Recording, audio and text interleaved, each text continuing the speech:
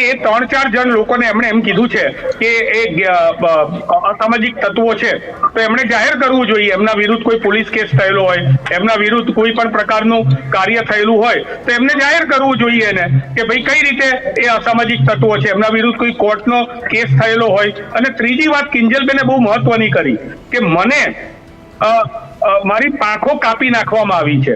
અરે બેન, બ્રહ્મ સમાજે તો તમને પાંખો આપી છે, તમે ગીત ગાઓ, તમે ડિસ્કો કરો, તમે ત્યાં સ્ટેજ ઉપર ડાન્સ કરો, તમે સ્ટેજ ઉપર તમારા મનગમતા કપડાં પહેરો, તમે રેપ સોંગ ગાઓ, દરેક વખતે બ્રહ્મ સમાજે તમારો ક્યાં વિરોધ કરેલો છે?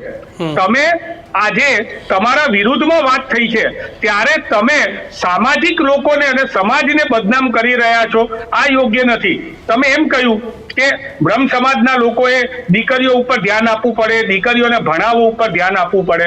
બેન, તમે જ્યાંથી જે સમાજમાંથી આવો છો ને, 5 પરગણા સમાજ, એ પણ દીકરીઓ માટે હોસ્ટેલો ચલાવે છે, એ પણ દીકરીઓ માટે કામ કરે છે.